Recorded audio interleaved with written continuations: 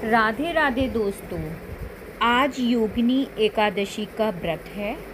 It means 22 जून को उदय तिथि के अनुसार 22 जून को ही एकादशी का व्रत माना जाएगा, इसीलिए योगिनी एकादशी आज व्रत है। मैं इसी श्रृंखला में आपको योगिनी एकादशी के बारे में बताऊंगी और इसका पारण हम 23 जून को अर्ली मॉर्निंग 8 o'clock तक कर सकते हैं।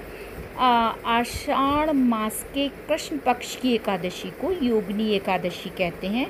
मान्यता है कि इस एकादशी का व्रत करने से आपके सभी पाप नष्ट होते हैं और आपको परम पुण्य की प्राप्ति होती है।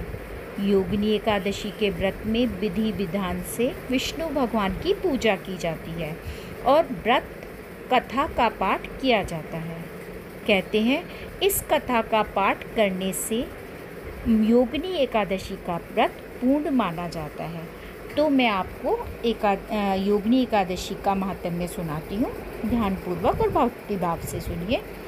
धर्मराज युधिष्ठिर बोले, हे जनार्दन, अब आप कृपा करके आषाढ़ माह के कृष्ण पक्ष की एकादशी का नाम तथा महात्म्य बताइए। सो सब वर्णन कीजिए। श्री कृष्ण भगवान बोले, हे राजन, आषाढ़ माह के कृष्ण पक्ष की एकादशी का नाम योगिनी एकादशी है। इसके व्रत से समस्त पाप नष्ट हो जाते हैं और इस लोक में भोग तथा परलोक में मुक्ति देने वाला है। हे राजराजेश्वर, यह एकादशी तीनों लोकों में प्रसिद्ध है। मैं आपसे एक पुराण में कही हुई कथा सुनाता हूँ, सो ध्यानपूर्वक सुनिए। अलकापुरी नाम की नगरी में एक कुबेर नामक राजा राज्य करता था। वह बड़ा शिव भक्त था। उसकी पूजा के लिए एक माली पुष्प लाया करता था। उसके विशालाक्षा नाम की एक अत्यंत सुंदर स्त्री थी।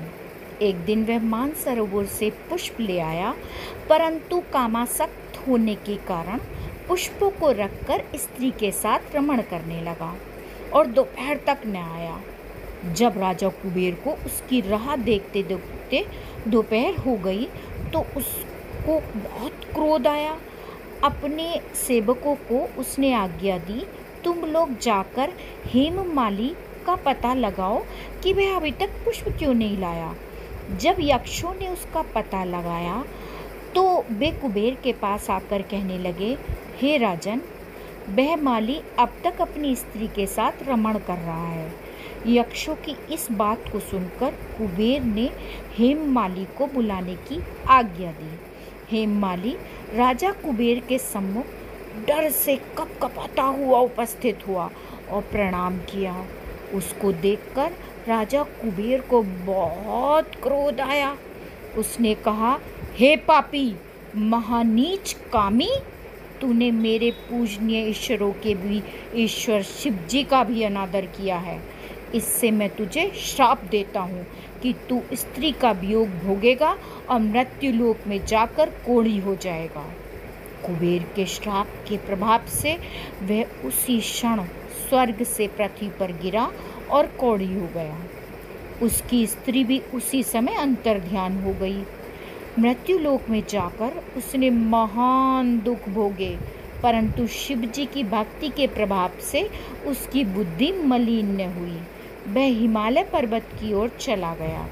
वहाँ चलते चलते मार्कंडेय ऋषि के आश्रम में पहुँचा। वह ऋषि अत्यंत वृद्ध और तपशाली थे। उनको देखकर वह हेममाली वहाँ गया और उनको प्रणाम करके उनके चरणों में गिर गया। इसको देखकर मार्कंडेय जी बोले कि तूने कौन से कर्म किए हैं जिससे तू कोढ़ी हुआ और महान दुख भोग रहा है। इस पर हेममाली बोला, हे मुनि, मैं यक्षदान कुबेर का सेवक हूँ। मैं राजा की पूजा के लिए नित्य प्रति पुष्प लाया करता था।